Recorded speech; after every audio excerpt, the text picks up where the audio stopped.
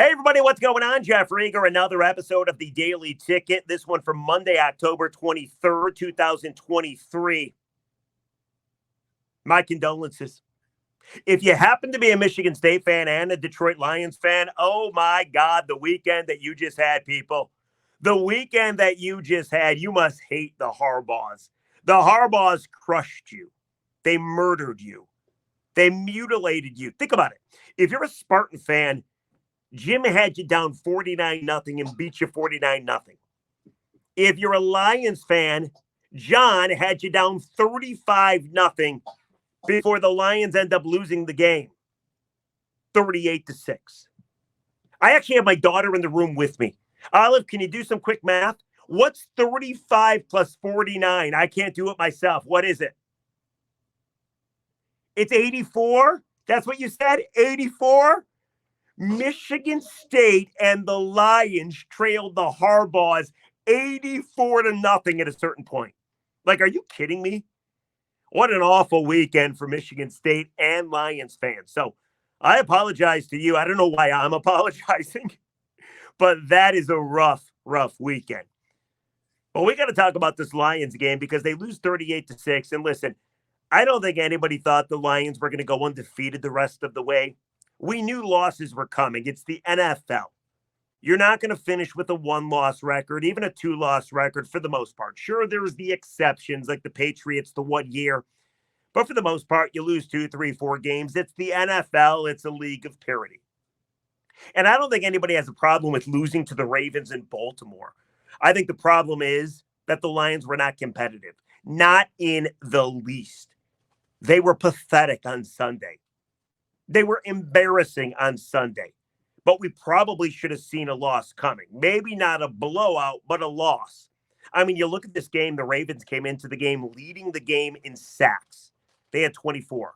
Goff had been sacked 10 times. Then he got sacked 5 more times yesterday. I think we should have realized there was trouble on the horizon. Jared Goff loves to work out of the play action. Like, he's awesome in the play action. Do you know the Ravens in 2 years? 2 years, they've allowed 2 play action touchdowns. So we knew it was going to be tough. Running quarterbacks are always tough for the Detroit Lions. Over the last 2 years, Lamar Jackson has been top 5 in every running quarterback stat. The Lions have been dead last in damn near every running quarterback stat. So we should have realized there was a loss on the horizon. You win and you win and you win and you win. You read your press clippings a little bit. And it's not like the Lions can continue to win on the road like they have. Do you know, coming into yesterday's game, that the Lions had won 7 of their last 8 road games dating back to last year? I mean, that's insane, right? If they would have beat the Ravens yesterday, they would have won their first 4 road trips. Half of the road trips in a season out of the way, they would have been undefeated. That doesn't happen. So it's not the loss that makes people anxious or uncomfortable. It's not the loss. It's how they lost. They were due to lose. It's the NFL. Look what happened to the Eagles and the Niners last week. You lose in this league. Then you add the injuries. Jerry Jacobs was a late scratch. I don't know what he did to himself, but the secondary's already so thin to begin with. There was no Demo, David Montgomery. Multiple people missing from the secondary. So this was going to be a loss. First time that the Lions were actually dogs since the opener in Kansas City where they beat the Chiefs. This was supposed to be a loss the entire way. People aren't upset about losing. People are upset about the way they lost. They got dominated in every facet of the game. They got punched in the face, and the Ravens kept punching. And now you look at this team, and they're 5-2, and they still have a great chance to make the postseason, and they can still do everything we want them to do. But is it within reason? See, the worst thing about this loss, at least to me, is we got to stop talking like we've been talking last week. Last week, after beating the Bucs, who, by the way, lost to Atlanta yesterday, but after beating the Bucs, we were so impressed with the Lions that we talked about things we've never, ever talked about out loud, just to ourselves. We talked about getting the 1 seed. It's possible. We talked about going to the NFC title game. Multiple playoff wins, winning the division for the first time since 93, getting that home playoff game. And we did it. We talked about the Super Bowl. We did. The worst part about now thinking that maybe the Lions aren't legit because of how badly they lost is having to give up on that dreamer talk. I'm not ready to give up on it. We never, ever, ever get a chance to talk like that. And what, we get 1 week and then we got to say, now this team sucks. They are who we thought they were. People are already throwing around the acronym. You know what acronym I'm talking about. It's close to Halloween, and it's the 3 scariest letters in the world. SOL. My daughter's looking at me like, what are you talking about? You know what I'm talking about, though. My biggest fear with this Lions loss is now we have to start talking about them like they're just a football team rather than maybe the best in the NFC. Lions were on a historical pace as far as stopping the run. Yesterday, they gave up 146 on the ground. They were giving up like 60. Lions defense coming into the game was the 4th best in the NFL. They gave up 503 total yards to Baltimore. 503. I talked about Jared Goff, how he should win the MVP. I believed what I was saying last week. Jared Goff was miserable yesterday. 35 of 53 through an interception, 68.4 rating. So remember all the great talk about how he's Pro Football Focus's #1 quarterback? That's going to go away, and it's going to be Lamar Jackson because Lamar was awesome. Not only did he run against the Lions, 36 yards.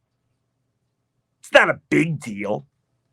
He did run in a touchdown, the first of the game, but he threw accurately. 21-28. Lamar was awesome yesterday for over 300 yards. The Lions got smoked in every facet of the game. The Lions got beat down. It's that simple. But now you got to ask yourself, what does the loss mean? Does it mean that they're just not that good? That they've played nobody with the exception of the Chiefs? And when they played the Chiefs, there was no Chris Jones. There was no Travis Kelce. There's that narrative out there, people. The Lions have played nobody. They have a Michigan-esque schedule. So the second they play somebody, they get popped in the face. That narrative exists. My brother, big Bronco fan, called me immediately after the game, hell, during the game, told me, see, when you actually play somebody, see what happens. And by the way, the Ravens are not somebody. The Ravens are always good. They were 4-2 coming into the game. They're now 5-2. Ravens actually played in London last week. They were given the choice not to play this week, take this week as their bye. They said, no, we're going to play the Lions. We're going to beat the Lions.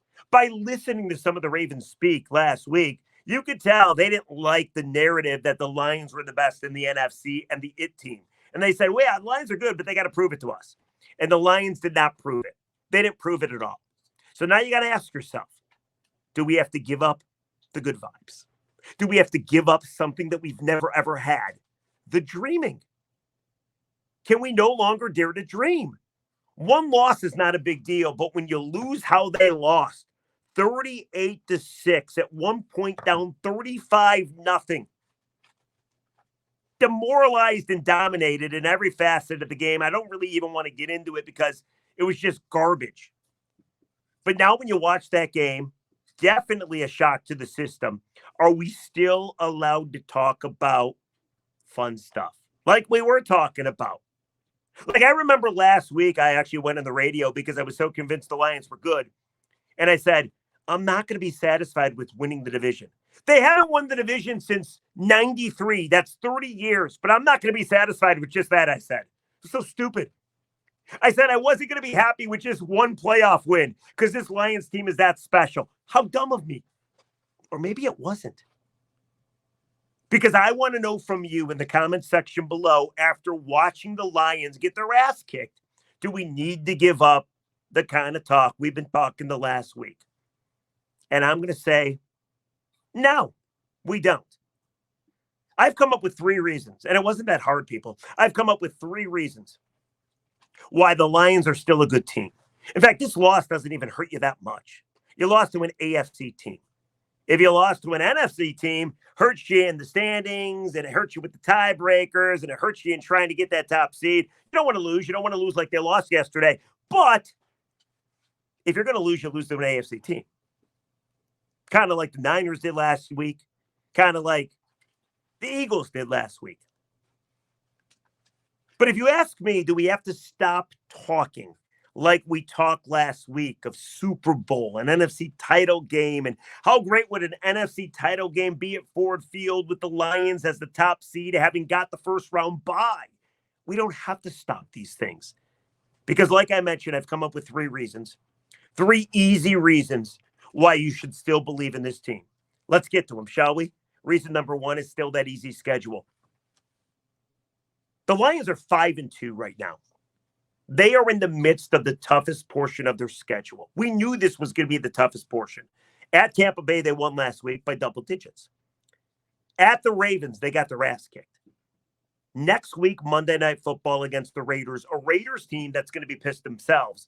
They just lost to the Chicago Bears, a 1-win football team with an undrafted free agent Division II quarterback at the helm. Raiders are going to be pissed. You're going to be pissed.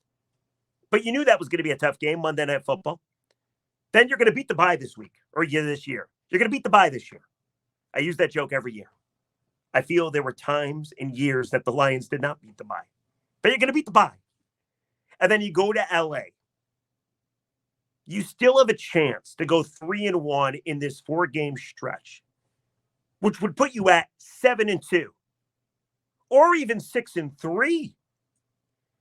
Like, you're still going to win the division. Your percentage chance of making the playoffs is still over 80, I believe. It's in the 90s, I think, at this point. You still have a crazy lead in the division, 2 to 3 games in the NFC North.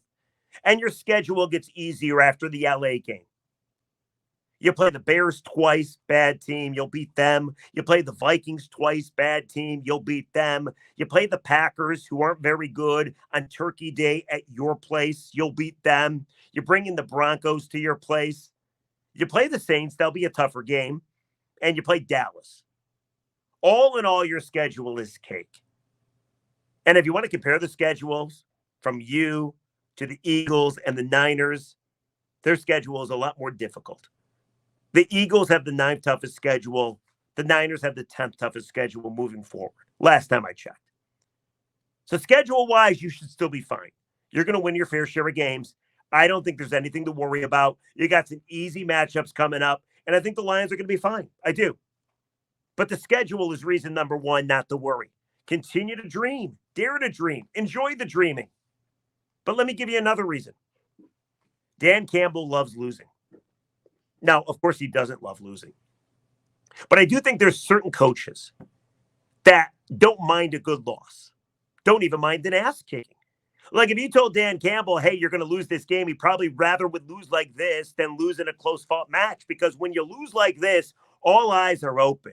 Everybody has their focus on you. You are once again number 1. Everybody is focusing on how to get better. Nobody's reading their press clippings anymore. Everybody is shocked and appalled and embarrassed. And they're looking at you, Dan Campbell. And I think Dan Campbell likes it. When they lost to Seattle, what did he say? It's going to be good for us. They railed off 4 in a row. He said he challenged his coaching staff and his players that week. I expect more of the same leading into the game against the Raiders on Monday night, a week from today. But think about recently Dan Campbell when he loses. Yes, the first year he was 3-13-1. We're not talking about that year. Last year he started 1-6, right? Then he got hot. Ended up losing to Buffalo. Lost to Buffalo on Turkey Day. A hard-fought game. After that game, they won 3 in a row. Got themselves right back into the playoff picture. Then they went to Carolina on Christmas Eve. Got their asses kicked, similar to what happened yesterday. After that game, they won the last 2 games of the season. They beat the Bears at home. They went to Lambeau on Sunday Night Football, beat Aaron Rodgers. Knocked Aaron Rodgers right out of the playoffs. Might have handed Aaron Rodgers his last loss ever in the NFL because he has an injury, as you know, right now. So after that loss at Carolina, they won 2 in a row, and it's really 3 in a row if you want to count the KC game. Then they lost to Seattle. After that Seattle loss, they won 4 in a row. So who knows how many more games they're going to win now after losing to Baltimore. And the way they lost, people, I'm telling you, it was not pretty. You might change how you think about this team, but I think in the long run, it's going to be best for them. Because I think Dan Campbell's going to be able to do some pretty damn good coaching when maybe in weeks past, some of the attention to detail was starting to go awry, starting to rot away a little bit. He talked about that at the half of yesterday's game. The attention to detail. Now his team will be laser focused after what happened yesterday. So another reason to believe, another reason to keep dreaming. And then reason number 3, to keep talking Super Bowl. It's okay. Keep talking NFC title game. It's okay. Keep talking about multiple playoff wins because there is precedence. There is. I looked it up, guys.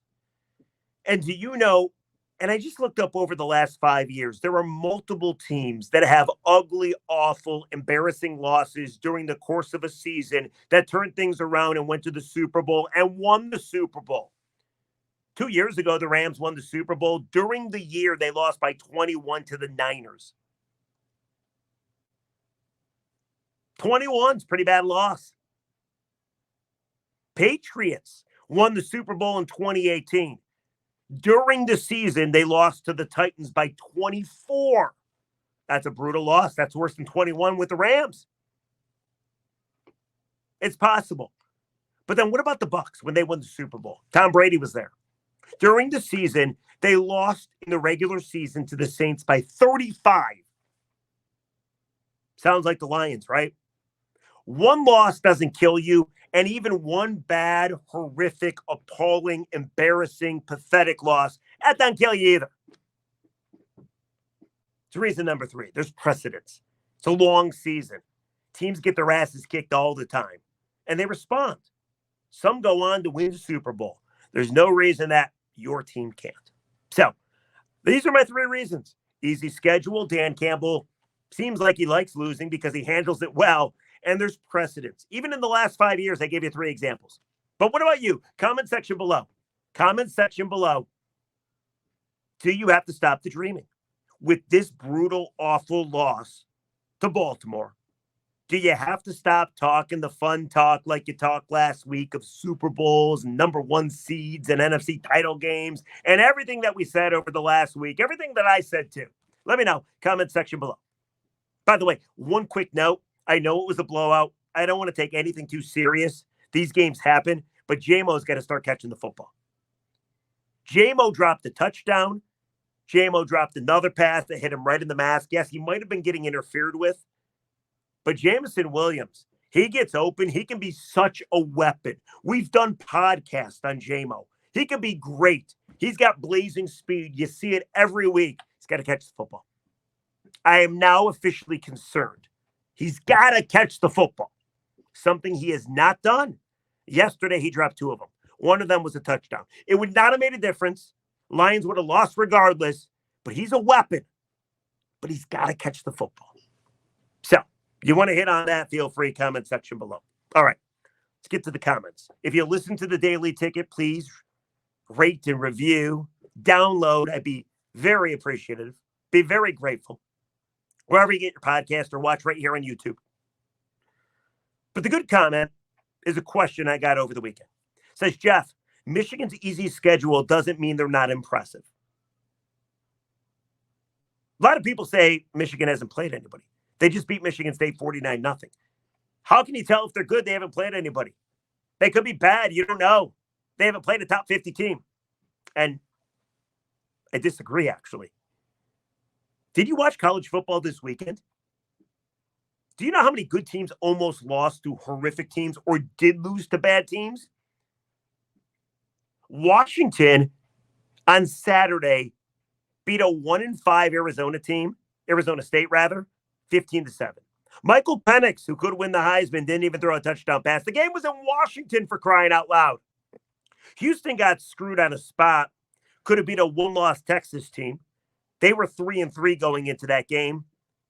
And then let's not forget about 1-win Virginia strolled into Chapel Hill and beat number 10 North Carolina 31-27. Drake May, of course, could win the Heisman. He's on that Carolina team.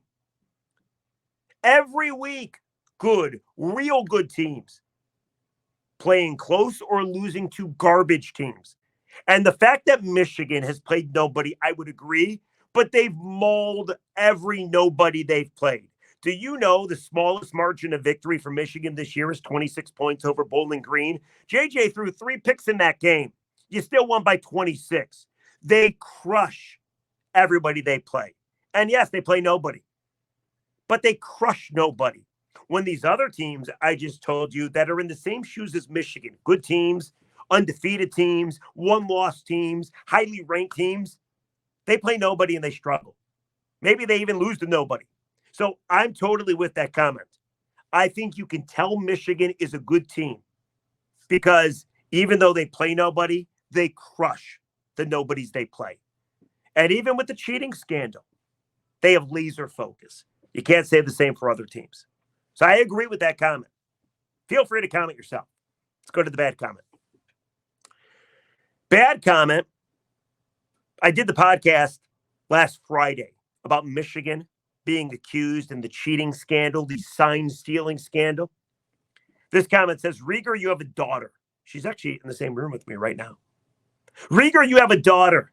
You should have higher morals and standards and stop supporting cheating.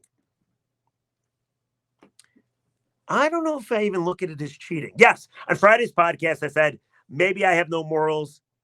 Maybe I have no ethics. Maybe I'm a bad guy, but I don't have a huge problem with what Michigan is accused of doing. I have no idea if they're guilty or not. They suspended a guy in their program.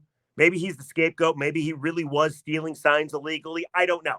The bottom line is, I think everybody does do it. And I know. Everybody does speed too, but if you get caught, you get popped. I understand. I get it. But I have no problem with what Michigan is accused of doing. In fact, I like that my program that I root for is going to the nth degree to try to win football games.